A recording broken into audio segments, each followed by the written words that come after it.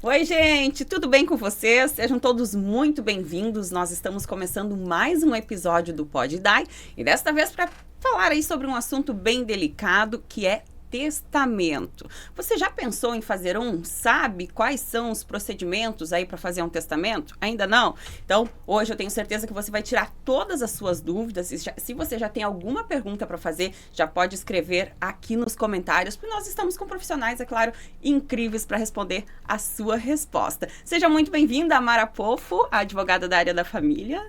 Muito boa tarde, Day. É sempre um prazer enorme estar aqui com vocês e principalmente para falar de um tema tão gostoso como esse. Juan Rocha, seja muito bem-vindo. Ele que é tabelião substituto aí do tabelionato Isso. de Indaial, é isso? Isso.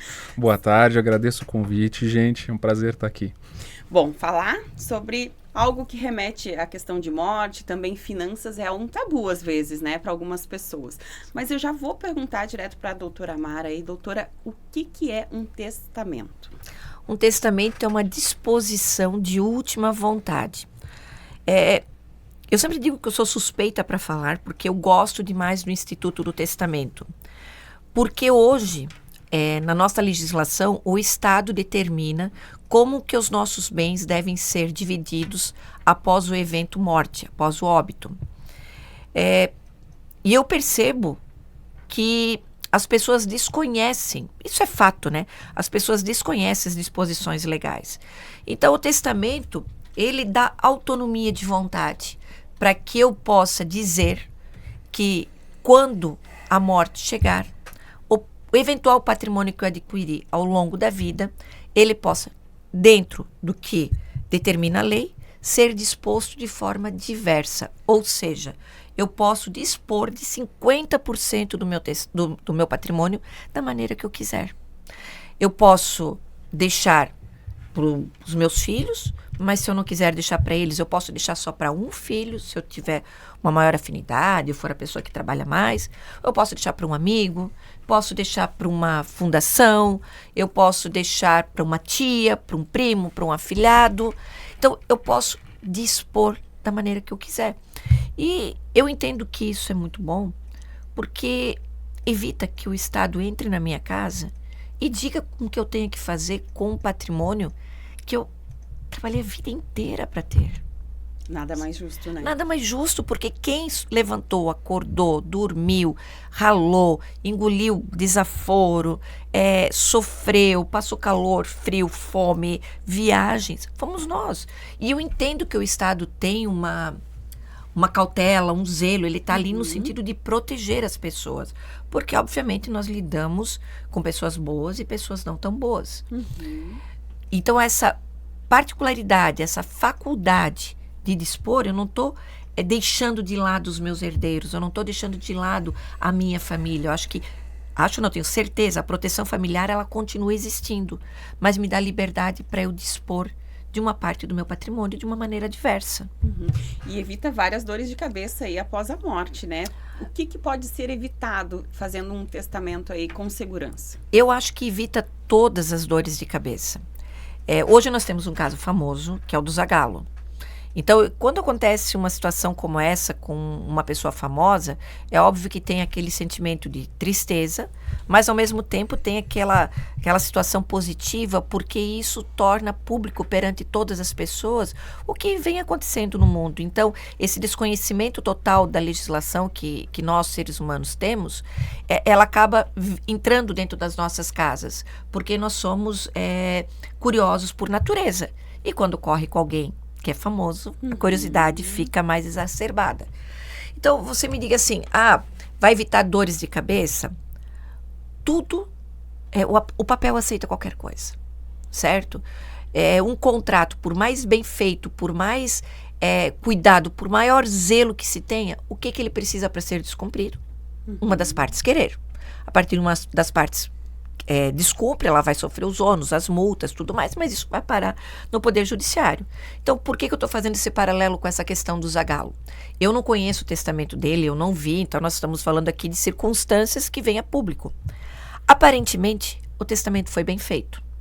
Aparentemente, foi respeitada a disposição de 50%. Tudo leva a crer que não ultrapassou nenhuma disposição legal. Ou seja, não vem acarretar nenhuma nulidade, nenhuma coação, nada disso. Para quem não está por dentro dessa situação do Zagallo, ele tem 4 filhos, né, doutora? Isso. E disponibilizou 62% do patrimônio, é isso? Não, 50% do patrimônio para um dos pro mais filhos. novo. Exato. E o restante? E o restante vai respeitar a disposição da legítima, onde cada um vai receber uma cota à parte. Mas isso está dentro do direito dele? Está dentro do direito dele. O que a lei não permite é que nenhum filho receba mais em detrimento de outrem, excetuando-se o testamento. E dentro do testamento eu posso dispor de até 50%. Porque até 50% eu posso deixar 5, 2, 3, 10, 15, 20, 40, 49 ou 50. Se ficou na questão dos 50%, está tudo de acordo com a disposição legal. Pelo que eu li, e posso estar equivocada, me parece que os demais filhos estão alegando que o pai não estava com as faculdades mentais completamente bem, que esse filho teria se aproveitado desse momento, que ele estava doente e tudo mais. Bom, quando você faz um testamento que é público, e o meu colega aqui vai poder esclarecer isso melhor, ele vai fazer num cartório. Quando é feito num cartório, a pessoa que redige vai atestar a faculdade mental do testador. Isso, era justamente isso que eu ia perguntar para Rô, né? E além disso, tem todo um suporte, né, Rô, lá no tabelionato, né? Como é que funciona? Justo. Como a doutora Mara estava falando, a função do tabelionato dentro do testamento público é garantir que todos os requisitos legais que a doutora Mara explanou vão ser devidamente cumpridos. Dentre eles, a capacidade do testador, né? Não existe uma lei, uma norma específica que determine que a pessoa tenha que ter até tal idade para testar. Isso é uma dúvida muito comum. A pessoa está com 75 anos, ela não pode mais fazer escritura, ela não pode mais fazer testamento. Isso não existe. A pessoa pode ter os seus 95 anos, se ela tiver com o seu discernimento pleno, ela pode testar para quem ela bem entender. E a partir de qual idade pode fazer? A partir dos 18 anos. Dos 18. É obrigado a à maioridade. já pode. Sim, aí você tem capacidade civil completa. Mas, Juan, aproveitando essa deixa ali que você estava falando, e eu concordo contigo, né? Se questiona muito a lucidez de acordo com a nossa idade. Bom, não é raro você ver médicos com 75 anos trabalhando, advogados, tem até professores, a aposentadoria compulsória, se não me falha a memória, é com 75, né? 75, Exatamente. No tribunal também, para ser desembargador, tem aposentadoria compulsória. Os desembargadores se aposentam e vão e passam a advogar depois dessa idade. As pessoas dirigem seus veículos, muitas delas votam, que é facultativo, mas aí você não tem capacidade para testar. Sabe, eu acho que isso é uma coisa muito arbitrária. Eu acho que é uma invasão. De repente, a família, lógico, sempre aquele paralelo, né, Juan? Sim. Há pessoas e pessoas. Mas nós estamos falando ali de pessoas saudáveis, aptas, com capacidade para testar. Então, vem aquela história toda. Ele tinha muita idade, não podia... O que a família está pensando? Só no patrimônio? O que eles fizeram para melhorar esse patrimônio ao longo desses anos? Chega a ser até uma ofensa, muitas vezes, para a pessoa pensar, eu não tenho capacidade de opinar sobre o que eu quero, sobre o que é meu, né? Então, o tabelionato, ele toma o cuidado sempre, qualquer tabelionato que tu for fazer, o testamento, ele sempre toma o cuidado de garantir que a pessoa está ali de boa vontade, está lúcido, o tabelionato faz a leitura, questiona o testador de certas disposições, se ele está certo disso. E, não havendo dúvida sobre nenhuma das disposições, esse testamento ele vai ser válido. A gente pode até falar depois sobre o que pode acabar invalidando um testamento, essa questão de coação ou incapacidade que a doutora Mara comentou. Mas, regra geral, foi feito testamento público, são raríssimos os casos em que ele pode ser anulado. Mas ele pode ser modificado ao longo do tempo, né? Pode. Inúmeras vezes ou não? Como é que funciona todo o processo, Rô? Conta pra gente, desde que de um momento em que a pessoa se dispõe a fazer o testamento, né? Chega até vocês, como é que funciona o processo? Certo. Bem, eu vou vou montar duas situações ali para os testamentos, né? Aqueles que têm assessoria jurídica capacitada e os que não têm assessoria jurídica capacitada. Via de regra, não é necessário que a pessoa procure um advogado para fazer o testamento. Ele pode simplesmente comparecer ao cartório, olha, eu quero que tal bem vá para o meu filho, tal bem vá para o meu outro filho, eu quero que o meu afilhado receba tal coisa, nós vamos fazer nestes termos, né? Só que o tabelião, ele é limitado a dispor no testamento ao que o testador diz. Isso quer dizer o quê? Se a pessoa chega para o cartorário, para o tabelião e diz, olha, eu quero um testamento assim, assim, assado, nós vamos fazer assim, assim, assado. Independente se isso vai ser mais benéfico ao testador ou não. Nós podemos, e tem uma certa limitação até onde o tabelião pode intervir, né? Dizendo, olha, isso aqui se você dispor pode gerar nulidade, tá dispondo além da parte disponível, que são 50% que a doutora Mara falou. Se o senhor quer, por exemplo, deserdar um filho, o senhor não pode só declarar, tem que haver certos requisitos, né? Mas nós não podemos, de maneira alguma, intervir na declaração do testador. O tabelião não pode chegar e dizer, olha, se tu quer fazer assim, mas se tu fizer assado é melhor. Isso cabe à assessoria jurídica dele. Claro. Certo? Por que eu explanei tudo isso? Porque as pessoas podem procurar diretamente um tabelionato para fazer o seu testamento. Sim. Mas uma boa assistência jurídica vai facilitar a vida, não dele, porque o testador não vai estar mais aqui quando o testamento efetivamente for usado, mas vai facilitar a vida dos herdeiros dele, que vai tornar muito mais fácil a execução desse testamento. E para fazer esse testamento, demora em média quanto tempo? O que preciso comprovar durante Não costuma ser demorado. Depende muito do tamanho do patrimônio, quantas disposições a pessoa tem. Falando da norma em geral, né? Antigamente existia, dentro da área de notas e registro do direito, existe um negócio do princípio da unidade do ato notarial, ou do ato uno, né? Teoricamente, um testamento deveria correr da seguinte forma: o testador vai até o cartório, declara as disposições, o tabelião redige o testamento na hora, chama as testemunhas e faz tudo num ato só. Só que hoje, até cotidiano das pessoas, é impossível segurar uma pessoa um dia inteiro no cartório para a gente poder redigir, conferir. Então, a regra geral é, a pessoa apresenta as disposições para o tabelião, ele vai elaborar testamento conforme as disposições ali e vai marcar um dia com as testemunhas e o testador para vir ao tabelionato, fazer uma última leitura, última conferência e, estando tudo ok, faz a assinatura. Como é que funciona, doutora, para fazer toda a assessoria jurídica aí para uma pessoa que quer destinar os seus bens aí aos familiares? Novamente, eu queria fazer uma observação. É claro, fica à vontade. Quando a gente está falando da capacidade, o Juan salientou das testemunhas, né? Então, além de estar no cartório, o tabelião certificar a capacidade civil, as testemunhas também estão lá para isso, não é mesmo, Juan? Justo. Então, assim, você tem mais de uma pessoa para comprovar que aquela pessoa estava bem. Sempre são duas ou mais? Duas. E o que ocorre, né? Sempre a alegação mais comum, a pessoa foi forçada, ela foi coagida, Quando que alguém vai no cartório com uma faca, com um revólver, ela assina isso, tem que ser assinado. A pessoa está lá. Se houve toda uma armação dentro dos seus respectivos lares, tem que ser muito cinematográfico, muito teatral. Não vamos dizer que isso não ocorra, mas quando se fala das questões de ordem jurídica, quando você leva ao judiciário, a situação ela tem que ser olhada no âmbito geral, não individual. Eu sempre digo para os meus clientes, o juiz não sai da mesa para vir à sua casa, tomar um café e saber o que está acontecendo dentro da individualidade do seu caso. Nós somos levados entre aspas, a vala comum. Por que a vala comum? Porque nós somos todos iguais perante a lei. Nós não somos diferentes. Então, isso tem que ser analisado. Então, essas alegações têm que ser muito bem analisadas, estudadas, para que a gente não ajuize ações desnecessárias, criando mais animosidade, criando mais divergência, criando mais antipatia, mais briga, e se utilizando do poder judiciário de forma indevida. E ainda... Opa, já estou falando com as mãos aqui, desculpa.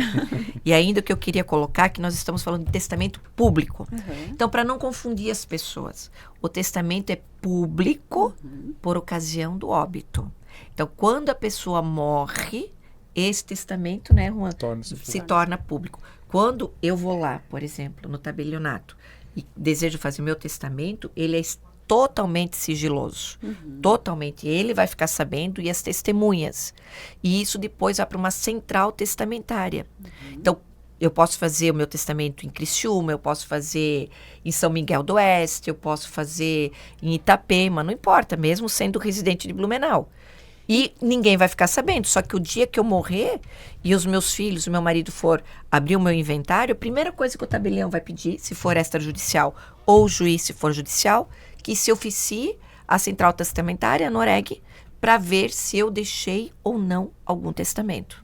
E o testamento a gente só pode fazer no país de residência ou não? Sim, o testamento no Brasil é válido para os bens que nós adquirimos dentro do nosso país, da nossa soberania. E quem mora aqui e tem bens no exterior, como é que funciona? É outra legislação. Não pode incluir no mesmo testamento? Não pode incluir no mesmo testamento. Tens alguma notícia contrária, Juan? Não. A regra geral é que a sucessão, a distribuição dos bens após a morte, ela vai ocorrer de acordo com a lei onde estão os bens. Ótimo. Então, você até pode colocar no testamento, pode, mas ele não necessariamente, com relação a esses bens, né, fora do Brasil, não necessariamente vai ter eficácia, porque não se sabe se o testamento brasileiro será convalidado, por exemplo, nos Estados Unidos. Né? Talvez não siga os mesmos requisitos que a lei de lá exige. Né? Então, para os bens do Brasil, faz um testamento do Brasil. Para os bens do exterior, faz o testamento no exterior. Né? Para ficar bem claro, assim, para quem está nos acompanhando, né? O que diz a legislação quanto a essa distribuição de bens? É 50% para cônjuge, 50% para os filhos? Depende do regime de bens. Ótimo. Então, por exemplo, quando você casa, certo? Você casou e não tem filhos. Bom, aí a pessoa vem a óbito. Por exemplo, eu sou casada, não tenho filhos, eu venho a óbito. Então, o meu marido vai concorrer se eu tiver pai e mãe vivos com meu pai e com a minha mãe. A partir do momento que eu tiver filhos, meu marido vai concorrer com os meus filhos. É um pouco complexo, né, para explicar. Eu acho que confunde. Mas, não tendo filhos, novamente, pai e mãe e o cônjuge. Tendo filhos, cônjuge e filhos. Regime de bens. Se você casa pelo regime de separação de bens, o seu cônjuge vira seu herdeiro. O regime de bens é para a vida e não para a morte. Nossa legislação brasileira, ela protege a entidade familiar. Nessa questão de proteger a entidade familiar, se o regime de bens foi o de separação e a pessoa morreu casada, o seu cônjuge, ele passa a ser seu herdeiro e concorre com os seus filhos, igualitariamente. Se eu sou casada em regime de comunhão universal de bens, aí a pessoa é meira. Ou seja, se eu tenho R$1 milhão, eu faleci, todo o patrimônio está no meu nome, mas metade daquele patrimônio é do meu marido, porque nós somos casados em comunhão universal de bens. Então, ele é meu meiro. Inclusive, ele não vai recolher o imposto de transmissão causa-mortes, porque ele não está recebendo nada. É dele aquele patrimônio. Se você casa no regime de comunhão parcial de bens, aí nós temos que fazer uma divisão para saber se os bens adquiridos após o casamento, você é meiro, e se existia bens particulares do falecido antes do casamento, aí é herdeiro e concorre com os filhos. Só abrindo uma observação, eu concordo com a doutora Mara, é complexo explicar isso, até para quem é da área de direito, às vezes isso fica confuso. Explicar para o público em geral é mais confuso ainda, né? Porque, como a doutora falou, para cada regime de bens, tu vai ter uma partilha diferenciada, se tu vai ser meiro, se tu vai ser herdeiro. E abrindo agora, puxando um pouco para o lado para a doutora Mara e para os advogados, né? É bom tocar nesse assunto porque o planejamento patrimonial ele tem que ser feito não só no testamento, mas tem que ser pensado quando você casa também. Porque muitas vezes você não escolher um regime de bens adequado ou não fazer um pacto antinupcial bem elaborado, vai te prejudicar no testamento lá na frente também. Mas acho que não é o assunto de hoje, mas a gente se mantém no testamento. Mas deve ter algum caso inusitado ali que você já atendeu ou não? Já aconteceu. Posso abrir ligeiramente? Pode falar, sem falar nomes, a gente pode trazer aí alguns exemplos, né? Nós temos, na verdade não foi um caso específico, mas acontece muito, né? como a doutora falou, da questão da separação de bens. As pessoas têm, por conhecimento comum, que se é separação de bens, é meu e é tudo separado. Se eu morrer dos meus filhos, por exemplo, ela não vai receber nada. Ou ele não vai receber nada. Mas a regra não é essa. Como a doutora Mara falou, isso vale o regime de bens para o casamento, não para a sucessão. E não é comum, aliás, não é raro, as pessoas chegarem lá e dizem, eu quero casar pela separação de bens, eu vou fazer um pacto antinupcial, que é o que define como vai ser a relação patrimonial entre eles, mas eu quero colocar no pacto que se eu morrer ou se ela morrer, um não vai ter direito durante do outro. Isso não pode ser feito. Olha só. Porque você tem um negócio dentro do Código Civil, eu não vou lembrar o artigo de cabeça, mas fala do pacta corvina. Você não pode dispor de herança de pessoa viva, você não pode falar de negociar uma herança que ela não existe, porque a herança só vai existir a partir do momento do óbito da pessoa, né? Tem um movimento aí jurisprudencial e doutrinário que está querendo mudar isso e eu concordo. É vontade dos dois querer que deixe o seu patrimônio isolado para o seu filho. Porque quando essa lei não foi criada, e doutora Mara, por favor, fique à vontade para me corrigir, ela tinha como principal ponto proteger a entidade família. Né? Então, o que acontece? Eu sou casado pela separação de bens. Se está tudo no nome do marido, né, vai sobrar alguma coisa para a esposa, ou vice-versa, para que ela possa continuar a sua vida. Só que isso foi pensado para a pessoa que, sei lá, casou até o final da vida e está morrendo aos 70, 80 anos de idade. Hoje não é raro as pessoas se separarem aos 20, 30, 40, 50, 60 anos de idade, a gente faz divórcio lá, e eles muitas vezes não voltam a viver com outra pessoa, ou se voltam receosos, porque eles pensam, meu Deus, eu estou com meus 60 anos de idade, eu vou constituir uma nova união estável, um novo casamento, mas esse patrimônio que eu construí ao longo de 60 anos vai ficar uma parte para essa pessoa que entrou agora na minha vida, né? Então, não faz, pelo menos do meu ponto de vista, não faz muito mais sentido essa obrigação de deixar para a esposa ou para o marido esse quinhão hereditário quando houver separação de bens, se for vontade de ambos. Mas, por enquanto, isso é só uma questão que está sendo estudada e discutida entre acadêmicos, né? Mas é uma questão interessante que isso envolve não só o pacto, o casamento, mas na sucessão também acontece muito, né? É a liberdade da gente dispor, né? Isso que a gente tinha falado. Por isso que eu gosto do testamento. Eu tenho testamento. Tenho testamento já faz muitos anos. Eu já mudei o meu testamento, porque quando os meus filhos eram menores de 18 anos, eu tinha uma disposição. Agora que eles são maiores de 18 anos, eu tenho outra disposição. E não fiz o testamento só pensando neles. Quando você tem filho menor, por exemplo, você anda de avião ou de carro, acontece um falecimento do casal. Isso também pode acontecer. Como é que vai ser a vida dos seus filhos? Com quem que eles vão ficar?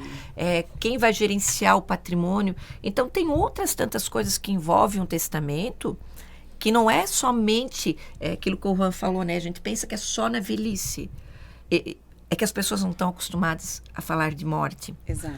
E a gente deveria falar do assunto morte diariamente. Porque a única certeza que nós temos é que nós vamos morrer. E eu sempre tenho como mantra para mim que não é a morte que me preocupa, mas sim o meu caminhar até ela. O meu caminhar até o evento morte, isso me preocupa. Porque eu quero chegar lá bem, fazendo aquilo que eu me programei, mas primordialmente fazendo o que é certo pelos motivos certos. Sabe? Independentemente de religião, independentemente de dogmas, de qualquer coisa assim. Isso é uma condição de vida. Então, falar sobre a morte, ela te prepara para a sua efemeridade e saber que todo dia é uma bênção. Que quando você acorda, você tem que realmente agradecer. Que às vezes a gente reclama, mas a gente tem muito mais a agradecer do que a reclamar. A vida, ela é difícil. A vida é a vida, né? Um dia chove, um dia dá sol, um dia dá tempestade. E a gente não está todo dia preparado para o calor, nem todo dia preparado para o frio. E outra coisa, você falando sobre a importância do valorizar a vida, né? Sempre quando algum familiar, sempre não, mas na maioria das vezes, morre, o que acontece com os familiares, né? Geralmente dá briga entre irmãos, briga entre pais e filhos. Gente, é uma situação assim extremamente complicada. Então, por que não tornar este momento um pouco mais leve para quem fica, né? Mas eu acho que o testamento também traz um pouco disso, né? eu comento sempre, é uma frase que todo mundo já ouviu eu falar, porque já falei em outros programas e tudo mais, que o ser humano é o único animal que briga na fartura. Isso é lamentável, Exato. porque quando você tem a caça, os ursos, as hienas, os leões, todo mundo divide. E nós brigamos até sair sangue, sabe? Por quem fica com mais, né? Sempre Exato. mais. Mas o que eu digo, e eu falo isso para os meus filhos, entende? E falo isso às vezes dentro do escritório. O que os meus filhos fizeram para ter o que eles têm hoje? Para ter o patrimônio que eles têm hoje. Quer dizer, eles não têm. Mas o dia que eu e meu marido morrermos, se ficar uma casa, que esforço eles tiveram para construir aquela casa? Quanto IPTU, quanto condomínio, quanta conta de energia eles pagaram? Nenhuma. Então, eles estão ganhando de graça. Simplesmente por terem sido os nossos filhos, entende? Então, assim, não houve esforço. Óbvio. Existem questões familiares ímpares. Nós estamos falando aqui do modo geral, Exato. né? Mas óbvio que existem injustiças, que tem famílias com complexidade, que tem famílias que existe um outro, é passado para trás, que engana pai, engana mãe, faz assinar o pai ou a mãe um documento e acaba lesionando os demais, gera algum contrato. Tudo isso ocorre. Nós não estamos falando dos casos de como é que eu posso dizer, Juan? As exceções, das né? exceções maléficas, né? Isso. De pessoas que realmente estão ali para enganar. Nós estamos falando de um modo geral, Sim. daquelas famílias que cresceram, que vêm, pode ser no interior, pode ter aquela roça, aquele terreno que não foi bem regularizado, nem um filho construiu uma casa aqui, o outro construiu lá, aí a pouco um está achando que aquele terreno que o pai deu lá é um pouco maior que o outro que deu aqui. E confusão está feita. Deixa eu lhe perguntar, agora já me ocorreu durante a sua fala ali, quando a pessoa está impossibilitada, né, de tomar alguma decisão, é interdição que fala? Como é que Curatela. Curatela, né? Como é que funciona no caso dos filhos? Eles têm alguma autonomia de fazer algo em vida? Por exemplo, a doação de um terreno para os filhos, algo assim? Como é que funciona? Se a pessoa ela não está capacitada, ela não pode. Nada pode ser feito durante em vida? Aí, de fato, a lei, no meu ponto de vista, ela está completamente perfeita, porque se uma pessoa em estado de vulnerabilidade, né, ela está incapacitada, ela pode ser induzida a praticar todos os tipos de fraudes e de outras circunstâncias. Mas o que eu queria salientar é que tem tantas coisas no testamento, nós temos hoje tomada de decisão. Por exemplo, uma criança, uma adolescente, uma mulher, um homem com mais de 18 anos que tem autismo. Ela está incapacitada. Como é que ela pode fazer o testamento? Aí você imagine um pai, não é raro, largar a mulher, porque ela tem uma criança com problema, aí ele vai seguir a vida dele, casa, tem outros filhos, outros irmãos, nunca participaram da vida dessa criança, depois dessa jovem e dessa mulher com problema. E aí a mãe morre, deixa o patrimônio todo para ela, eles continuam não visitando, não cuidando, não olhando, simplesmente um abandono completo. Aí, essa mulher morre e esse patrimônio vai para quem? Para esses irmãos que ignoraram ela a vida inteira? Então, assim, hoje a lei já é mais aberta e existe o testamento com tomada de decisão quando a pessoa tem uma certa lucidez. Ah, entendi. Não é o caso da incapacidade que você estava falando, né? Mas ela tem uma certa lucidez. Aí isso é levado a juízo, não é um testamento que vai ser feito no tabelião, porque o rigorismo ali, a cautela, o estudo, ele tem um outro olhar para que depois se valide e, de repente, esse patrimônio vá para Rede Feminina de Combate ao Câncer. Então não é qualquer testamento que pode ser feito no tabelionato. Justo. Só puxando um pouquinho antes que a doutora Mara estava falando sobre a questão das pessoas falarem da morte, abrindo um parênteses do que acontece muito no tabelionato, a pessoa chega para conversar conosco sobre o testamento, ela chega quase escondida, ela senta no cantinho e fala: olha, eu preciso ver do meu testamento, sabe? Como se o simples fato de falar sobre o testamento fosse causar alguma coisa ruim. Não é raro a pessoa falar: quando eu morrer, bate 3 vezes na madeira, sabe? Mas, como a doutora Mara falou, quando a pessoa se vai, existem 3 formas desses bens da pessoa ser destinado. A primeira é os herdeiros chegarem num consenso. Que não vamos dizer que é raro, mas também não costuma ser a maioria. Meio a meio, vamos colocar. Doutora Mara, corrija se eu estiver errado. Então, chegando num acordo, vocês fazem o que vocês quiserem. Deixar só para um, deixar para 2, deixar para 3, mais para um, menos para outro. Havendo consenso, faz como quer. A segunda opção é seguir o que a legislação determina. Que é aquilo que a doutora Mara também falou antes. A viúva recebe metade, cada herdeiro vai receber um quinhão igual, sobre descontada metade da viúva meieira, ou participa quando ela for herdeira. Depende do caso. E a terceira opção é fazer como o falecido quer. Se ele disser por testamento que quer que o filho A receba tal coisa, o filho B receba tal coisa e o filho C receba tal coisa, desde que essas determinações não ultrapassem os 50%, ele vai ser cumprido. Quando que pode ser anulado esse testamento? E aí a gente chega também na pergunta ali da questão de quando o testamento pode ser feito por cartório ou não. Existem 3 tipos de testamento: o testamento particular, o testamento cerrado e o testamento público. O testamento particular, eu sou sincero em dizer que eu acho que eu ouvi falar uma pessoa fez. Porque ele é muito inseguro. Por quê? Ele é feito com, se eu não me engano, 5 testemunhas ou 3 testemunhas. E ele só existe uma via, que é a entrega a uma pessoa de confiança ao testador.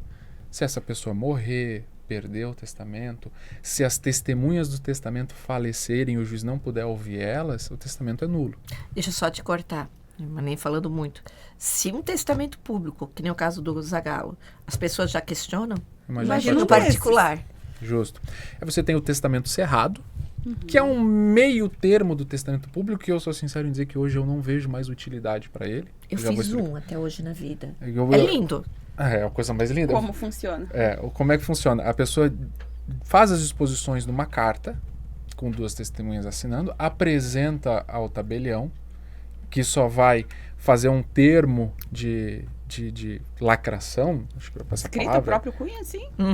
No testamento, ele é fechado com cera e costurado à mão, e ele vai ficar arquivado apenas a uma pessoa. Isso, vai ficar só arquivado que houve aquele testamento cerrado, mas a disposição não fica na serventia, fica com uma pessoa de confiança também. E se o lacre, por exemplo, rompido, ele está costurado, né? É muito legal você por isso a forma dele é bonita. Sim. Meio arcaica, né, Juan? Justo. Mas eu gostei de ter feito até por experiência. Mas se o lacre, no decorrer dos anos, por um motivo X ou Y, romper, o testamento é nulo. É nulo. E eu vou dizer, eu trabalho há 15 anos lá, eu nunca fiz. Nunca fiz. Por quê? A intenção do testamento particular e do testamento público era dar sigilo às disposições do testador. Por quê? Porque até alguns anos atrás não existia essa questão que a doutora Mara falou do sigilo do testamento público. O testamento público, ele era literalmente público, né? Eu não vou saber dizer exatamente a que ponto que ele se tornou sigiloso, mas chegou um certo momento que as pessoas começaram a perceber, olha, o testamento público é muito mais seguro e as pessoas estão deixando de optar em fazer ele por medo de causar intriga, causar discussão na família em vida, se os filhos descobrirem que ele beneficiou mais um ou outro. Então, essa questão do testamento público, ele não está nem previsto em lei. São as normativas estaduais, o próprio Tribunal de Justiça, que é que regulamenta a função do cartório, que diz, olha, o testamento público só vai ter publicidade após a morte do autor da herança. Até lá ele fica sigiloso. Então, eu acho que o testamento cerrado e o particular, ele está cada vez mais em desuso e, na minha modesta opinião, vão cair em desuso e vai se utilizar só do público justamente pela segurança que ele traz do tabelião conferir e poder fazer todo o restante. E tu me fez uma outra pergunta antes, lá eu acabei me Agora esquecendo. já não me... Quais as causas para anular? Para anular o testamento, quando é verdade. É possível anular. Eu me perco um pouco no raciocínio às vezes. Vocês me Tranquilo, fica desculpem. à vontade. Mas, então, o que acontece? O testamento só pode ser anulado, que eu consigo imaginar, em 3 situações. A primeira é ele ter sido coagido, né? Haver uma coação ou indução, né? A pessoa ter sido induzida a fazer aquilo, porque existe uma diferença entre coação e induzimento, né? A coação é quando você chega para o testador e diz, olha, o filho, isso eu já vi acontecer. Pai, ou você me dá um testamento dizendo que eu vou ficar com 50% da casa ou eu não cuido mais do senhor. Isso é uma coação. Ele está coagindo o pai a beneficiar ele em troca da obrigação legal que ele tem de cuidar dos pais. Eu vou abrir um parênteses aqui para todo mundo ficar sabendo. Gente, vocês cuidarem dos pais não é um favor. É uma obrigação, tanto moral quanto legal, né? E o induzimento é o seguinte: olha, pai, faz o testamento para mim, dando a casa ou dando metade da casa, dependendo da disposição, né? E aí quando eu receber, eu vendo e dou o dinheiro para os irmãos. Ele foi induzido a fazer, né? E então, coação e indução são...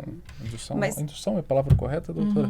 Né? E isso é possível descobrir após o óbito ou não? Como é que funciona aí o que acontece? Para anular isso, aí vem a parte do tabelionato.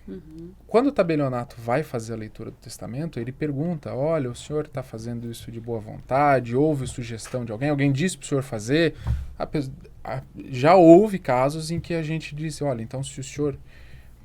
Na prática, né? Chegou lá, não, mas eu fiz porque o meu filho disse tal coisa. Porque nós fazemos o testamento em sala fechada, com o testador e 2 testemunhas, justamente para evitar a coação.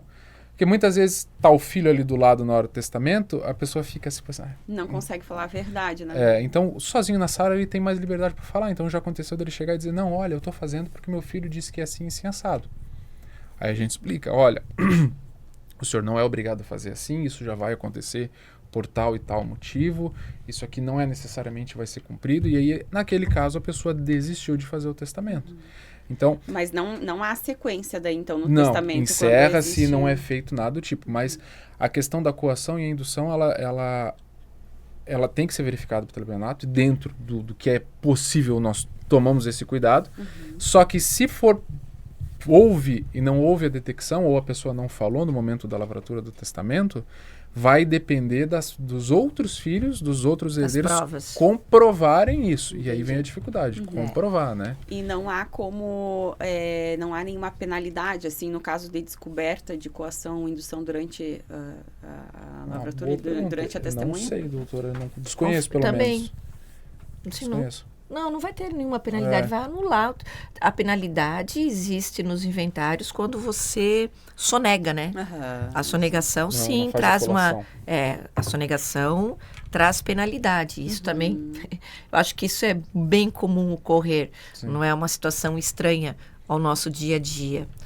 Mas o testamento, até nessa questão ali da coação, é quando você consegue casar um advogado para elaborar o seu testamento, para sanar suas dúvidas, para que tenha todo aquele aporte intelectual, para depois ser levado ao cartório, isso dá uma segurança jurídica muito maior. E como é que funciona toda essa parte de assessoria, assim? Olha, tem tanta coisa, sabe, Dai?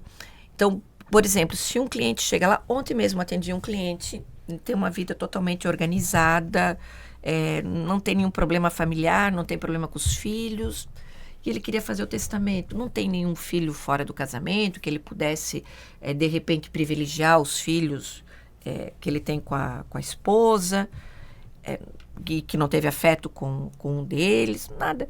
Eu disse, mas por que o senhor vai gastar dinheiro comigo ou com o cartório? No seu caso, não tem necessidade de fazer testamento nenhuma, porque os seus herdeiros são os mesmos. A disposição que o senhor vai deixar no testamento vai ser a mesma da forma da sucessão. Não tem necessidade alguma. O testamento ele tem que ser utilizado quando você quer dispor da sua sucessão de alguma maneira diferente, certo? Sempre nesse viés. Porque se for para fazer uma sucessão onde o patrimônio vai ser dividido igualitariamente entre os seus herdeiros e seu cônjuge, o testamento não vai mudar essa formatação. Então, eu repito, você tem que ter um algo a mais, certo? Você pode também querer deixar um legado para uma pessoa que trabalhou na sua casa, uma pessoa de confiança. Pode deixar para alguém que lhe ajudou numa empresa, entende? Tem tanta maravilha para ser explorada. Uma outra situação, você congela embriões e a pessoa vem a falecer. Então, você pode testar para filhos não nascidos até 2 anos após o seu óbito. Aí eu vou lhe perguntar, quem sabe isso? O advogado tem que saber isso. Exato. Porque eu atuo na área de família, então ninguém pode alegar desconhecimento da lei. Se você me fizer uma pergunta na área do trabalhista, eu vou saber talvez o básico, que é o que você sabe também. Porque eu não vivo do direito do trabalho, não é o meu dia a dia. Eu não estou mais na faculdade, já saí da faculdade há décadas. Então, eu não acompanhei a evolução da legislação trabalhista. Então, nós somos desconhecedores da lei, sim. Nós somos ignorantes em muitas questões. E a busca por um advogado é exatamente para elucidar o que você pode fazer. E eu acho, repito, sou fã, acho o testamento democrático. Você não precisa ter um patrimônio, você pode ter uma única casa. Sabe, se de repente você tem um único imóvel, 2 filhos. Um filho sempre foi presente, sempre te acompanhou, sempre esteve ao seu lado. O outro nunca foi uma pessoa de bem com a vida. Sempre te insultou, mas não a ponto de ser deserdado. Mas aquela pessoa que tratou mal a esposa, ou tratou mal o pai ou a mãe, um dos genitores, saiu de casa, foi lá pro mundo, não quis saber, aparece só. E olhe lá. Na hora de receber os bens. E olhe lá. Por que esse pai ou essa mãe não podem privilegiar aquele filho que esteve ao seu lado, que tem os netos, que tem uma vida ali? Afeto. Afeto é uma coisa muito importante. Você não tem que simplesmente... não é questão de amar, entende? Mas privilegiar alguém da sua família se... nunca houve os espíritos apenas batendo. Pelo laço sanguíneo, né? Exato, isso, falou bem. Sabe, eu acho que o afeto e o laço sanguíneo, quando você conjuga as duas coisas, ela é maravilhosa. Sabe, a vida é muito boa, né? Eu sou otimista por natureza, então eu consigo sempre olhar um lado bom das coisas, mesmo nos problemas. E agora, quando a gente fala a questão de laço sanguíneo, também tem os enteados, né? Que não estão aí dentro do laço sanguíneo, mas podem ter aí um convívio socioafetivo, né? Que a gente fala, isso ou não? Bom, como é que funciona neste caso, doutora? Aí nós temos a questão da adoção socioafetiva, né? Porque nós temos que... Não precisa ser exatamente enteado. Toda pessoa que você acaba tendo dentro do seu lar, da sua vida, como um ente familiar... Entende? Como seu filho ou seu neto, você pode gerar, promover uma adoção socioafetiva, isso em vida, ou a pessoa promover após o óbito. Então, são os laços. Enteado, que às vezes é enteado, você tem afeto, mas não gerou aquela situação de filho, mas você também não quer que ele fique preterido quando você vier a falecer. Como é que você resolve isso? Testamento. Voltando ali só para a questão das anulações, rapidinho, a doutora Mara puxou esse fio da questão da presença do advogado para ver todas essas disposições que podem ser feitas, mas traz uma segurança jurídica também nessa questão de coação e indução, porque o advogado tem, até certo ponto, fé pública também, assim como o notário tem. Então, para um juiz que analisa um testamento acompanhado por um advogado, ele já vai rejeitar muito mais facilmente uma questão de coação ou indução, porque ele procurou um escritório, ele foi orientado pelo advogado, o advogado levou para o tabelião conferiu, leu para a parte, questionou a parte após mesmo a assessoria do advogado, e aí eu vou abrir um parênteses, alguns advogados não fiquem bravos conosco quando a gente questiona, confronta o cliente. É nossa obrigação justamente para poder garantir a validade desse testamento. E daí, só para finalizar, então, além da coação e da indução, existe a alegação de incapacidade do testador, e isso não foi conosco, mas houve um caso em que eu vi que a pessoa tinha uma disposição transitória de de capacidade. Eu não lembro se era uma doença ou se era alguma questão talvez com alcoolismo, mas ele tinha períodos em que ele estava em crise, né, mal, e períodos em que ele estava bem, né? E aí houve uma discussão sobre a validade do testamento, dizendo, olha, esse testamento ele foi feito quando ele estava bem ou quando ele estava mal. Nesse caso, as partes teriam que comprovar que ele estava mal. Porque como o testamento foi público, pressupõe-se que o tabelião viu que ele estava bem para poder dispor. Mas se a pessoa tem uma doença como Alzheimer ou uma esquizofrenia mesmo, Aí nada disso impede de fazer um testamento ou não? Como é que funciona? No caso da pessoa com Alzheimer, e aí também é difícil porque existem estágios do Alzheimer, né? É justamente então, assim, isso. no início, e aí nesses casos, o que nós recomendamos? Não é obrigatório que se tenha um atestado médico de um psiquiatra, de um neurologista, dizendo que a pessoa está bem. Mas, quando a pessoa está numa idade muito avançada ou tem algum desses indícios desse problema, a gente recomenda que se faça. Porque, apesar da pessoa ter que provar o contrário, ou seja, provar que estava mal, você ter uma prova dizendo que ele estava bem facilita muito a tua vida. A gente costuma fazer isso também. Anexar ou guardar uma declaração médica para evitar qualquer tipo de questionamento, sabe? E até porque quando a pessoa chega até você, ela já relata os dissabores da sua vida. Coisa que muitas vezes ela não vai falar por tabelião. Exato. Porque são muito íntimas. Então, quando ela relata os dissabores, você já sabe como funciona as questões dentro do lar, na vida doméstica. E quando existe uma probabilidade maior de ter um questionamento, de alguém querer se aproveitar dessa situação. Então, a gente já toma essa cautela, porque imagina que isso vai acontecer e vai, no momento, dizer, olha, ajuizou a ação, está questionando, está aqui. Já que nós estamos nessa linha dos idosos também, você comentou ali anteriormente que às vezes a pessoa não quer ter uma união, né, com outra, sendo que ela não tem filhos e tudo mais, para não, né, chegou lá nos 60 anos, tá tendo um relacionamento amoroso com aquela pessoa e não quer que ela fique com os bens, né, caso a pessoa faleça. Quanto tempo morando juntos, né, já configura uma união? Isso muda ou não no caso de um óbito ali, eles já estando morando juntos há um tempo? Posso responder? Fique à vontade. Talvez eu faça um complemento só, mas fique à vontade. Eu quero te devolver a pergunta. Se eu e o Juan casarmos, a gente tá aqui, se apaixonou, que maravilha, né? Lindo, maravilhoso. Lindo, maravilhoso. E a gente, daqui a 3 meses... Vamos no cartório de títulos e documentos, de registro civil, desculpa. Isso. E oficializamos o nosso casamento. Nós temos uma certidão de casamento. Hoje é dia 15. Hoje, dia 15 de fevereiro, a gente oficializou nosso casamento. E ele, por um descuido da vida, falece à noite. No dia das nossas núpcias. No dia do casamento. O que eu sou? Sou esposa dele. Eu vou ser herdeira conforme o regime de bens ou meira. E caso não tenha nenhum registro? Calma. Então, tá ali, o documento certinho. Então, você vai questionar? Não. Agora nós dois estamos aqui, nos apaixonamos e não somos adeptos a documentos. Não somos. Resolvemos ter uma nossa união estável. Vamos juntar as nossas coisas e vamos viver a nossa união estável. Mas nós sabemos, eu e ele, que a partir de hoje, o primeiro dia, nós estamos em união estável. Nós juntamos as nossas coisas, nós estamos morando juntos, felizes. As pessoas, os vizinhos, nossas mães, mesmo contra ou não, sabem disso. E na mesma situação ele morreu.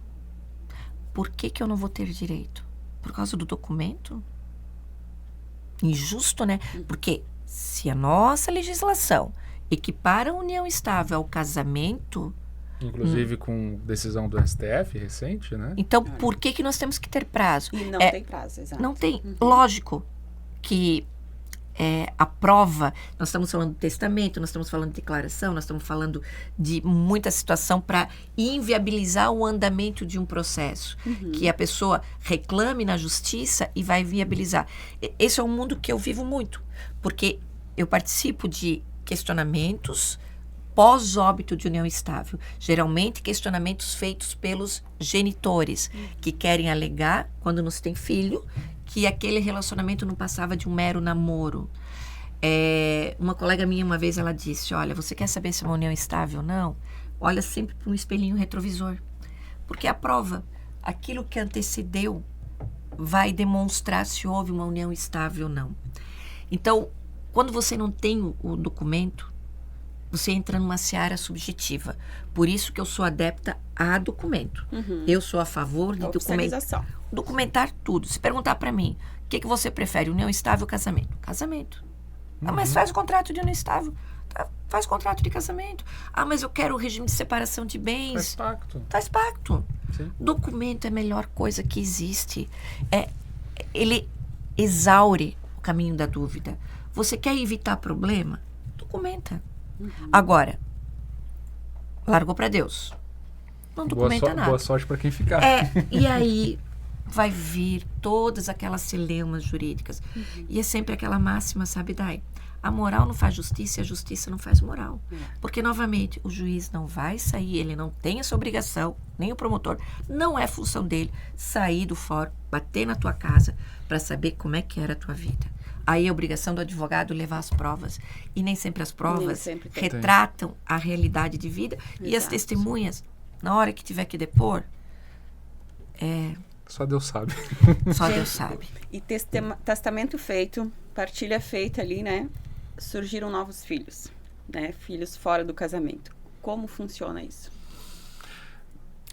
Posso fazer a abertura, doutor, por favor, depois complemento. Só abrindo o último parênteses ali sobre a questão da união estável. A gente escuta muito tabelionato o seguinte: eu não vou casar e eu não vou fazer união estável porque a dor de cabeça é muito grande. Gente, a dor de cabeça de não ter documentado é 10 vezes pior, tá? E, inclusive, tu pode... eu tô com a pessoa, casei em separação, não quero que ela receba a herança. Tu não vai poder excluir ela, mas tu pode diminuir fazendo o testamento só para os teus herdeiros. Então, 50% do teu patrimônio já fica só para os herdeiros e ela vai concorrer só com os 50% com os herdeiros ainda, né? Então, são 5 filhos, 4 filhos, 50% vai para os 4, e os outros 50%, 10% para cada filho, e a meieira, né, a herdeira, no caso, a viúva, recebe só 10%. Voltando ali para a questão dos filhos fora do casamento. Isso também volta um pouquinho para a questão do quando o testamento pode ser anulado. Regra geral, o testamento pode ser anulado, uma última opção, quando as disposições dele são contrárias à lei. Então, você tem ali no testamento, ele dispôs da totalidade do patrimônio em favor de só um filho, né? Existe no Código Civil uma questão que se chama redução das disposições testamentárias.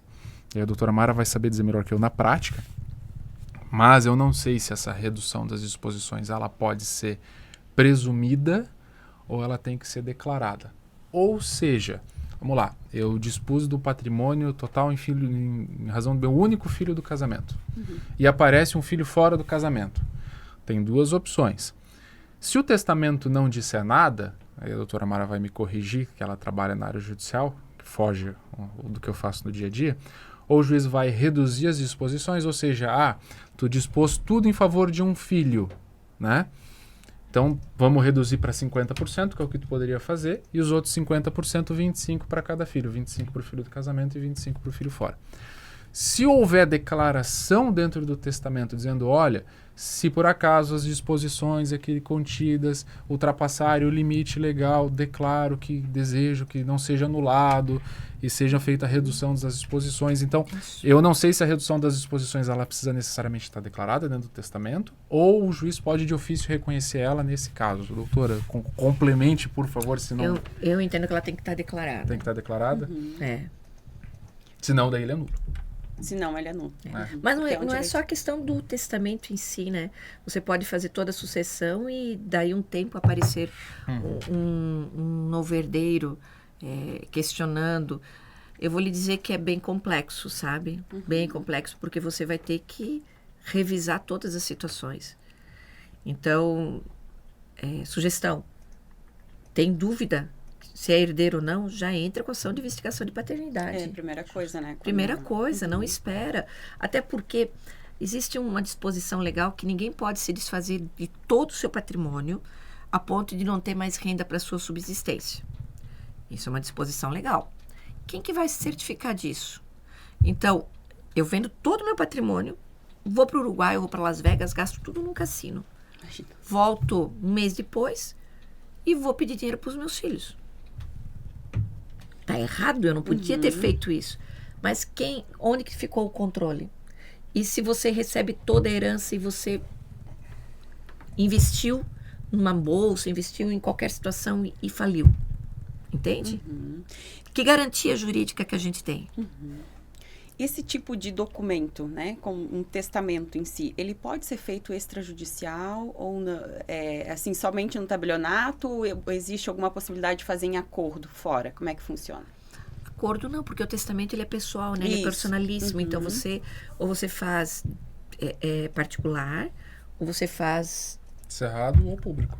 Naquelas Ou três formas. Não existe nada além daquelas três formas. Tem as exceções, tem o marítimo. das exceções, que tem o marítimo, tem o militar, se não me engano, exato. Quem está em campanha de guerra. Mas aí são exceções das exceções das exceções. Exato. Né? Mas e a exceção também da questão da tomada de decisão, que daí é só judicial também. Né? Existe também. Agora sim. E só mais uma coisa. Existe também a proibição do testamento conjuntivo ou do recíproco. Né? Eu testo para a doutora Mara, se a doutora Mara testar para mim. Vamos explicar bem para quem está nos acompanhando, assim, como é que funciona esses dois casos. Doutora, por favor. Assim, o testamento, ele é seu. Isso. Então, ele não pode ser condicionado, entende? Novamente, nós vamos cair na coação, nós vamos cair na indução, nós vamos cair... Então, o testamento, ele tem que ser meu, ele tem que ser livre, ele tem que ser a minha disposição de vontade. E não pode ser, nós dois casados vamos fazer um testamento único. Entende? Nós dois vamos lá conjugar esse testamento. Olha, isso acontece muito. As pessoas, principalmente eu vou dizer as mais velhinhas, não quero também... as mais vividas, vividas, né? Elas chegam e querem fazer junto, porque acham até que é... Tudo a mesma coisa. Tudo a mesma coisa. Entendi. E não pode. E aí geram 2 gastos. E às vezes uma despesa de cartório pode ser pequena, mas dói no bolso. Nós temos que desmistificar que testamento é coisa para gente rica. Testamento é democrático. É para qualquer pessoa. Você pode ter, repito, uma única casa e você pode deixar um testamento. E quanto às despesas na hora de fazer o testamento ali, tem algum percentual, algo que é já pré-determinado nesse momento ou não? Não. Falando do testamento público, eu acho que é o único que teria um custo mais elevado. Sim. Temos teto, né? Tem um teto. E, na verdade, até uns anos atrás, ele era cobrado sobre bem. Então, eu vou fazer 3 casas. Sobre cada uma das casas seria cobrado um percentual em cima do testamento. Só que isso inviabilizava porque encarecia muito, né? Encarecia demais. Isso afastava o público do testamento, né? Principalmente do público. E aí, como a doutora Mara falou, o testamento não é só para gente rica. Né? E eu vou te dizer, eu acho que ele é muito mais comum para o público em geral do que para as pessoas de uma classe mais alta. Porque a pessoa que tem uma condição de vida melhor, nesse exemplo, ele tem condição de pagar uma cuidadora, ele tem condição de pagar alguém para auxiliar ela até o final da vida, né? Então, para ela, o que sobrar para os filhos não faz diferença, porque os filhos conseguiram, de repente, pagar alguém para ficar. Eles cumpriram, né? Agora, no público em geral, não é raro os casos em que um filho acolheu os pais, né, e está cuidando dos pais. E os pais querem beneficiar esse filho. Se eles não fizerem o testamento, esse filho vai receber em partes iguais com os mesmos filhos que nem visitar os pais foram. Você falou do cuidador, né? E se esse cuidador ou cuidadora reside, né, na casa ali com a pessoa que falece, como é que funciona na questão de herança? Ele pode pedir nada de parte, nem uso capião por morar no local, nada disso? Não. Vinculado ao trabalho, né, doutora? Nada.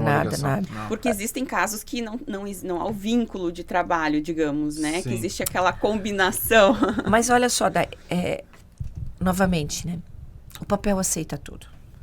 Um exemplo bem bobo. Nós 3 estamos aqui. Agora, sabemos a hora, estamos nos olhando e tudo mais.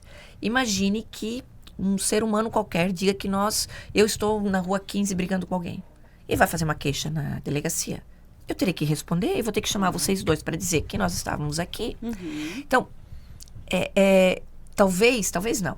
Existe no poder Judiciário, nos processos, a litigância de má-fé. Toda vez que você litiga, você ganha uma multa. Mas ela no meu ponto de vista, é pouco utilizada e pouco aplicada. A litigância de má-fé, ela também tem requisitos, ela tem situações, quando você inverte a verdade dos fatos, uma série de questões. E isso acaba sendo minimizado, banalizado. Não é uma situação corriqueira, sabe? Você vê a litigância de má-fé sendo aplicada. Pessoas, advogados, partes, né, que usam de recursos indevidamente, protelando. Deveria ser aplicada a litigância de má-fé. Então, eu acho que essa situação deveria ter um rigorismo maior. Isso sim. Eu acho que a penalidade para as pessoas que usam o papel para levantar atrocidades, ela deveria, sim, ser aplicada com um teor forte, entende? Com uma mão pesada. Eu penso que isso iria evitar todos esses estresses, todos esses ajuizamentos indivíduos, todos esses questionamentos, todas essas situações. E até voltando a falar do Zagallo, né, fico curiosa, eu quero estar viva para ver o desfecho. Porque, volto a dizer, me parece, a olhos nus, que foi uma questão muito regular. A gente não sabe a intimidade, não sabe os detalhes. Sim. Mas se for algo muito regular, infelizmente a pessoa que não foi beneficiada vai ter que aceitar. Vai ter que aceitar. E sobre essa questão do Zagallo e até do testamento para a pessoa em geral, se eu não me engano, que eles estão alegando justamente a incapacidade dele, né? Que ele não estava em plena capacidade quando fez. E a gente não falou de uma coisa interessantíssima no testamento que tem e pouca gente usa. Talvez a doutora Mara não vá gostar do que eu fale agora, que é da deserdação. Era isso que eu ia falar. Porque a deserdação é uma dor de cabeça gigantesca para o advogado. Meu Deus, nessas horas eu dou graças a Deus que eu não sou advogado. Eu já fiz. Porque o que acontece? A gente estava falando do caso do filho que cuida dos pais e os outros filhos nem visitam. O pai pode, por testamento, deixar tudo para um filho só. Pode. Desde que ele deserde os demais, e aí vem a parte mais importante, que comprove a deserdação. E a deserdação, eu não vou lembrar de cabeça, mas é atentado contra a vida. Ofensa bem séria.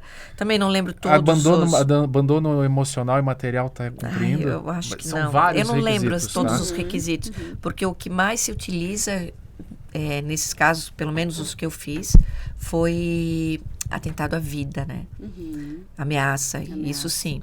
E a gente tem a cautela sempre de deixar registrado tudo que aconteceu no testamento, até porque o testamento é uma declaração unilateral.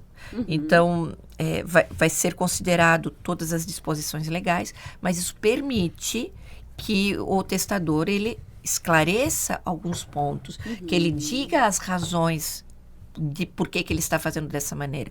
E a deserdação, ela tem que ser muito bem trabalhada, sim. Senão, ela vai ser anulada. E tem que estar ali comprovada no testamento. O máximo possível. O que seria a prova para isso? Olha só, se você tem uma situação de ameaça de morte, onde outras pessoas presenciaram, isso já aconteceu. Arrola as testemunhas, menciona o fato, o dia, como aconteceu, quais foram as testemunhas, faz o registro do boletim de ocorrências para ficar caracterizado ali o boletim de ocorrências, sabe? Mantenha, se possível, um dossiê posterior, relatando todos os fatos que ocorreram depois daquela situação. Então, assim, eu tenho que mencionar, tenho que caracterizar. Sim. E hoje em dia, até com as mídias digitais, né? Isso. Acontece, eu já fiz casos em filhos ofendendo os pais dentro de rede social. Imagina, tu pode registrar isso em ata notarial, que também é um documento que fica perpétuo praticamente dentro do tabelionato, né? E essa questão da deserdação, eu acho que eu vi uma única vez. Acho que eu vi só uma vez. Mas pedindo acontece. Deserdação. Mas acontece. Aí a pessoa... E a gente sabe também que... E é preferível que sempre haja o perdão, sempre haja o amor entre a família, né? Então acontece muito de haver essa briga, haver essa discussão, essa ameaça, talvez no momento no calor do momento, né? E aí depois os filhos sentam com os pais, olha, pai, me perdoa, eu fiz errado, quero teu perdão. esse pai pode fazer o testamento deserdando e ocorrendo essa reconciliação, ele corre no cartório e faz a revogação dessa deserdação. Né? E que eu penso o seguinte, né? Quando você fala ali do calor da emoção. Quando você lida com famílias, tem que ter um olhar diferenciado. Eu pergunto sempre para as pessoas, determinado ser humano foi violento ou ele é violento? Existe uma distância enorme entre ser ou estar naquele episódio isolado. Todos nós somos capazes de cometer atrocidades. Se atingir alguém que a gente ama, a não ser que nós sejamos sociopatas, né? Você muda teu comportamento, a tua estrutura. Eu acho que nós todos somos capazes de agredir e, de repente, de cometer um ato de insanidade.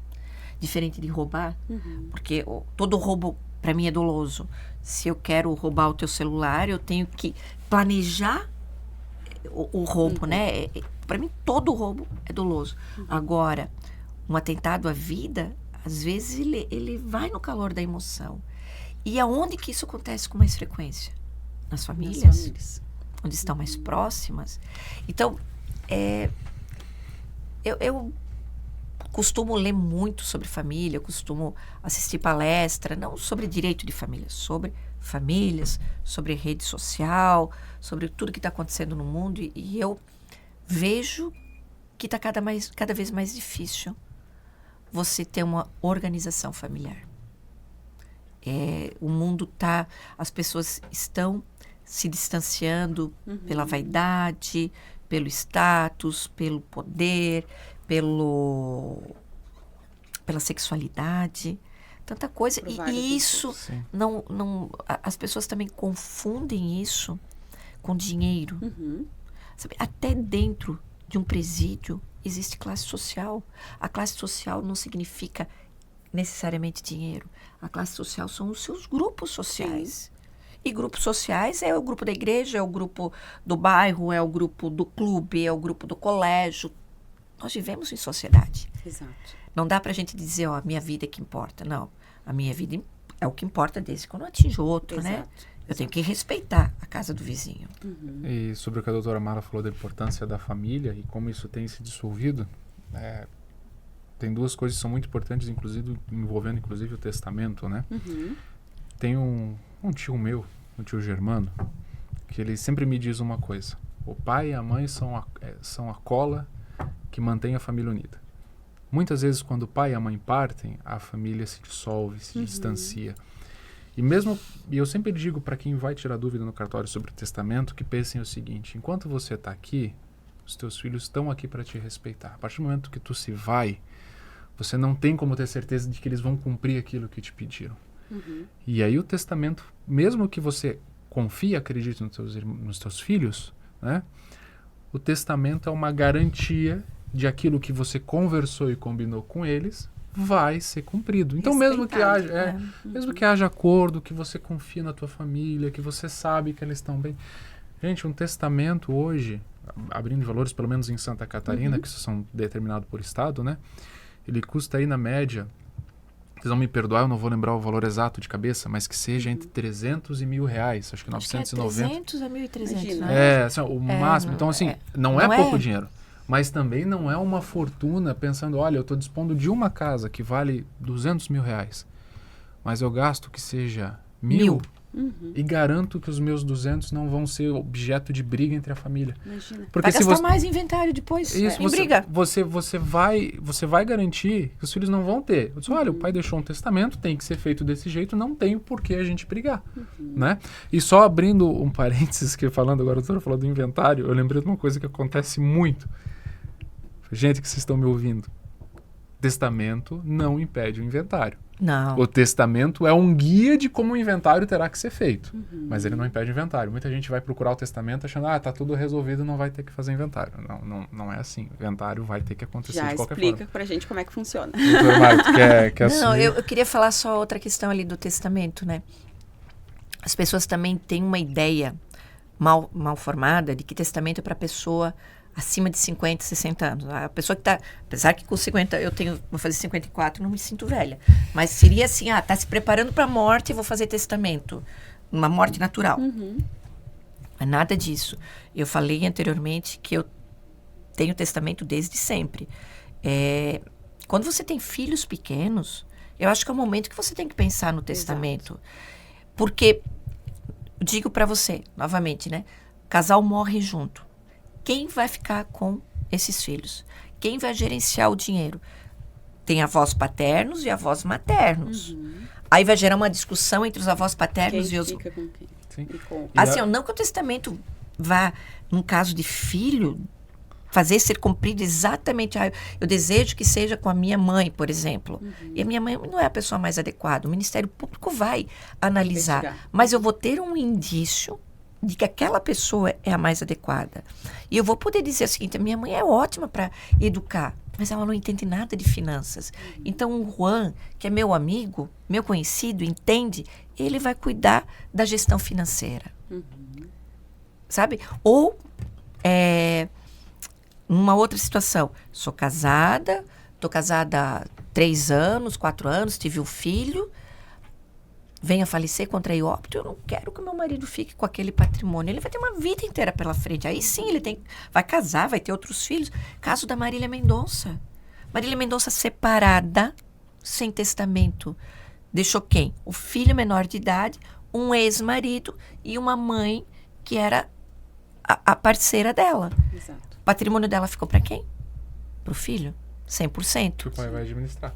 Quem iria administrar o patrimônio? O pai. Pessoa separada. Não consigo entender até hoje o caso da Marília Mendonça, que tinha tantos advogados e deve ter sido uma resistência da parte dela. Só pode. E ainda bem que me parece que eles chegaram num denominador comum, que eles têm um relacionamento bom e se ajustaram. Mas e se não fosse? A mãe dela ia ficar distante do patrimônio, à mercê das disposições do pai. Lógico que respeitada a lei, mas isso é tão complexo, né? Então, o testamento não é para a pessoa mais velha. O testamento é para todo mundo. Até abrindo um exemplo, aconteceu conosco lá. A gente fez um testamento, uma pessoa relativamente nova, bem, tudo certo, e fez o testamento, e não sei se foram alguns meses depois ele veio a óbito. Então não tem, como a doutora Mara falou, não tem idade. Claro, a gente nunca sabe, né, quando vai chegar a nossa hora, o nosso momento. Eu já fiz testamento na UTI, com um tabelião acompanhando, porque a pessoa estava sã, mas ia fazer uma cirurgia cardíaca seríssima, que podia vir a contrair óbito, e do nada ela liga, dizendo, olha, eu quero fazer um testamento e tal. Não ia fazer particular, hipótese alguma. Aí fomos lá, o tabelião entrou na UTI. E no caso de entrar com pedido de anulação aí do testamento, quanto tempo pode levar essa briga na justiça aí depois? Vamos falar sobre morosidade, né? Porque a gente sabe que é tudo muito moroso nessa questão judiciária, né? Bom, cada pessoa pensa diferente, né? Cada advogado, você pode, de repente, entrevistar 10 pessoas, eles vão te dar 10 opiniões. Para mim, do meu ponto de vista, quais são as disputas mais longas? Ações anulatórias. Essa seria uma. Por quê? Porque você tem que anular algo já concretizado. E para anular algo concretizado, você vai ter que ter um processo de conhecimento muito rigoroso para caracterizar provas e provas de que aquele ato efetivamente é nulo. A não ser que você tenha uma prova assim robusta, mas aí não estamos falando do padrão, né? Não estamos falando da vida normal. Eu cogitaria 15 anos, 20. Nossa, é bastante tempo. Nesse ponto, doutora Mara, e depois recomeçar o inventário, não? Como é que fica essa situação? Não. Ou já fica tudo definido no processo? Não é que fica tudo definido. O inventário fica suspenso. Suspenso. Enquanto não finalizar essa discussão. Finalizando a discussão? Volta para concretizar. O inventário não é ruim. Isso também não concordo. Um tabu, né? O pessoal tem. Sabe, o que atrapalha o inventário, novamente eu vou dizer. São as brigas. Nem as brigas, né? Às vezes, os operadores do direito. Porque o inventário ele é um processo administrativo. O inventário não é um processo litigioso, não é um processo de brigas. A briga, elas correm ao lado do inventário. O processo de inventário ele tem que ser limpo. Ele não tem que ter aquelas 1000 páginas. Essas brigas elas têm que correr paralelas. Lógico que se tem brigas paralelas, o inventário vai ficar suspenso. Mas ele está lá bonitinho, organizadinho. O inventário é uma prestação de contas, é uma contabilidade. O pessoal faleceu, aí você apresenta a CNDs, faz a abertura primeiro, né? Depois você apresenta a certidão negativa municipal, estadual, federal, para provar que você não está devendo para nenhum órgão. Aí você apresenta o atestado de óbito, obviamente, o rol de herdeiros e o seu rol de bens. Aí vai aparecer se tem testamento ou não. Se vier algum credor, tem que se habilitar. E não tendo nada disso, tem que ser dividido o patrimônio de acordo com as disposições legais. É bonito? É simples? Deveria ser sempre assim? Deveria. Isso não acontece, né? O próprio nome já diz, né? Ele é um inventário, ou seja, eu faço um inventário, um levantamento do que a pessoa deixou, e faço a partilha, ou seja, defino o que cada um recebe. E tu fez uma pergunta ali sobre a questão da abertura do testamento e como é que pode questionar, né? Quando há testamento, existe um passo prévio, né, doutora Mara, Sim. que se chama a abertura do testamento, onde as partes são chamadas a ter conhecimento das disposições do testamento, do que a pessoa que faleceu pediu para que ocorresse dentro do seu inventário. E ali na abertura do testamento, ele só é declarado se ele é válido ou não é válido. E aí ali a pessoa pode declarar se tinha alguma nulidade, alguma coação, e ali corre a discussão. Só que como a doutora Mara falou, isso é tudo paralelo ao inventário. O inventário está lá parado. Com certeza. Essas discussões vão ser paralelas, né? E agora, a gente não vai se aprofundar muito nessa questão, mas foi uma pergunta que ocorreu de um amigo meu quando eu comentei, né, sobre o tema deste programa, deste episódio. E ele disse assim, será que a gente tem como fazer algo com o meu patrimônio, ali, criar uma empresa para ser dividido depois, posteriormente, o valor de acordo com as ações ou não? Como é que funciona essa questão quando não tem testamento e a pessoa quer fazer essa divisão depois? É bem simples. E voltando, né? Acho que existe uma confusão muito grande. As pessoas dizem o seguinte, eu vou fazer uma administradora de bens que está tudo resolvido. Eu vou legar tudo na administradora de bens, vou deixar tudo organizado lá. Ok, você vai fazer uma administradora de bens e o seu patrimônio, que antes era de 5 milhões de reais ou de 500 mil, materializados com uma casa, mais um imóvel, mais dinheiro no banco, mais não sei o quê, você transformou em cotas. As cotas valem quanto? Valem aquele patrimônio. Só que o que vai existir não vai ser uma matrícula de imóvel, não vai ser um DUT de um automóvel, não vai ser nada disso, vai ser as cotas de uma ação. Então, se eu abro uma administradora de bens e eu deixo um filho com 90% das cotas e o outro com 10%, eu ultrapassei a legítima? Não pode? Isso é nulo. Pode ser anulado essa questão. Deve ser anulado, porque eu estou ultrapassando essa legítima, eu não posso fazer isso. Novamente, se você faz uma administradora de bens ou não faz, as aplicações legais são as mesmas. A administradora não é fórmula mágica para dividir patrimônio. E quando você leva a inventário, você vai dizer o seguinte, eu vou colocar lá 10 mil reais, que é o do contrato social. E o PL vale 5 milhões de reais. Gente, não é o contrato social. É o PL que você tem que levar. Você está inventariando o patrimônio líquido. Certo? Não dá para fazer essas aventuras. Até porque o nosso fisco estadual funciona. Santa Catarina trabalha bem e nós temos um rigorismo e uma credibilidade muito boa. Sim. Eu até participei de algumas palestras do Dr. Conrado Paulino, a doutora Renata, não lembro o sobrenome dela. Halp. Doutora Renata Halp. Participei de algumas palestras deles e hoje se fala muito do famoso planejamento sucessório com holding, com administradora, e tem-se uma mítica em cima disso, mas foi como a doutora Mara falou, não adianta você transformar o teu patrimônio imobiliário, por exemplo, de 5 milhões de reais em 5 milhões de participação societária. É trocar 6 por meia dúzia, porque a intenção das pessoas criando isso, muitas vezes não é nem facilitar o inventário, mas tentar diminuir a carga tributária dentro do inventário, que no final das contas acaba não acontecendo. Então, puxando um pouco mais para o lado, para a doutora Mara e para os advogados, né, é importante que vocês tenham, se vocês pensam em fazer isso, se teu colega pensa em fazer isso, ter uma assessoria jurídica muito boa e muito sincera, assim como a doutora Mara falou. Porque não adianta eles dizer, não, vamos montar aqui a administradora, vamos botar os bens lá dentro, e lá na frente a dor de cabeça pode ser a mesma, questão tributária.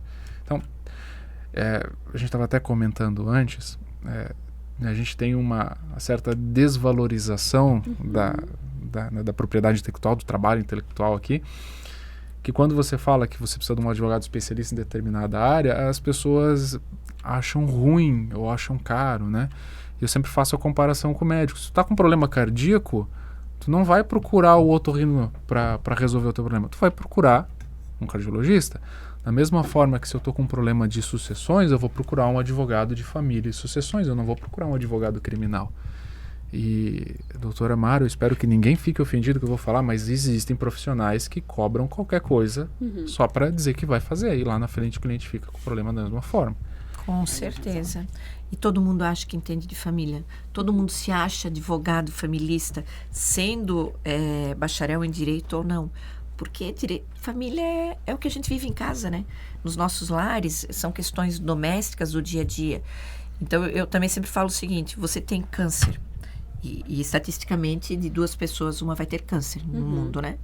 Então, se de 2 pessoas uma vai ter câncer, aquela que tem se acha com expertise para falar para outra como deve funcionar o tratamento, o que ela fez, o que ela não fez e quem é o melhor médico.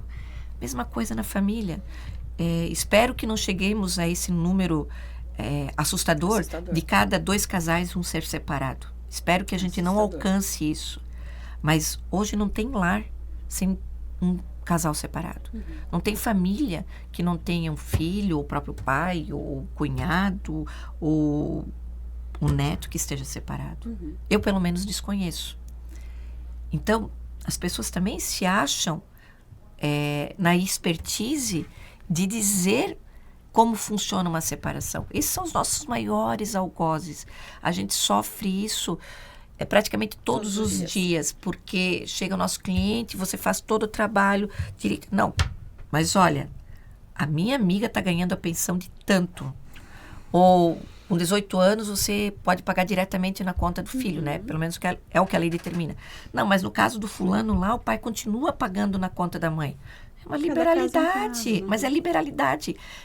A lei não proíbe.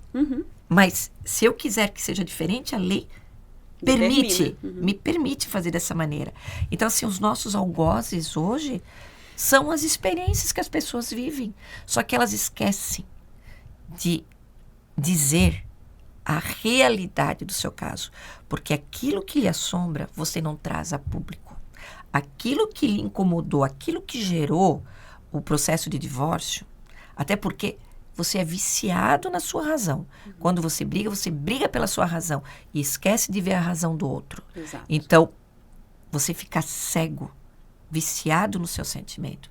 Então, a melhor sugestão que eu dou sempre, se é para ter conselho de alguém, é de pai e mãe. Tirou pai e mãe, ou psicólogo. Né? Eu adoro psicólogo, então... Que já é um especialista também na área, né? Mesmo que a pessoa disse assim, não acredita em psicólogo, psicólogo não serve para nada. Não. Serve para uma coisa. Você vai lá, ele está pagando para te ouvir. Ele vai te ouvir. Vai servir ao menos para te ouvir. E não está viciado no teu sentimento, então ele vai dar um sim com a cabeça ou não com a cabeça sincero. Então, no mínimo para isso. Mas vá. E que vai te fazer refletir. Exatamente. Mas vá no psicólogo. Então, eu penso que as pessoas, elas deveriam também se resguardar um pouco quando você abre completamente a sua vida. Porque as pessoas, nós somos dar opinião, a gente acaba opinando, a gente acaba querendo entender e no intuito, às vezes, de ajudar. Acaba atrapalhando. Gente, estamos chegando ao fim do nosso programa. Muito obrigada pela participação de vocês, Mara, doutora Mara. Conta aí pra gente, tem mais alguma coisa para acrescentar? Algo que você gostaria a gente poderia falar muito tempo ainda, porque a gente comentou antes sobre os testamentos de pessoas não nascidas, né? Mas tem também o testamento vital, que não é uma eutanásia, mas é uma disposição da sua forma de morrer, mas que vai também requisitar um tempo muito longo. A gente poderia falar da autocuratela, que é um instituto maravilhoso, que está intimamente ligado com essa parte sucessória, intimamente ligado com vida e não digo morte, né? Mas é o seu estado, seu bem-estar. Então, tem tantas coisas que poderíamos falar ainda nesse assunto, mas seria muito longo. Eu espero que a gente tenha conseguido elucidar alguma coisa. Eu espero que a minha paixão não tenha sido excedida aqui pelas minhas palavras, mas eu gosto do Instituto do Testamento. Ninguém nunca vai me ouvir falar nada ao contrário. E eu tenho, não escondo de ninguém. Sim. Então, eu acho que a gente pode dizer o que é bom, aquilo que a gente faz para si. Certo. Juan, por gentileza. Agradeço o convite. Foi muito divertido falar sobre isso. E acho que o que a doutora Mara complementou, realmente a gente poderia ficar aqui até 8 horas da noite, não falaria de todo o assunto. Mas eu acho que uma mensagem importante para falar para o pessoal não tenham mais medo do testamento. Ele não é um bicho de 7 cabeças e muito menos vai trazer alguma coisa de ruim para a tua vida. Muito, muito pelo contrário. Talvez evite alguma briga para os teus filhos, para os teus descendentes quando tu não estiver mais aqui. Certo, muito obrigada. Gente, muito obrigada a todos vocês que acompanharam este episódio. Tenho certeza aí que vocês tiraram muitas dúvidas, assim como eu. Nós conversamos então com a advogada da área da família, da Pasquale Pofo Advogados, a doutora Mara Pofo, e também conversamos aí com o tabelião, o Juan Rocha, do tabelionato lá de Indaial. Gente, um super beijo para todos vocês e até o próximo episódio.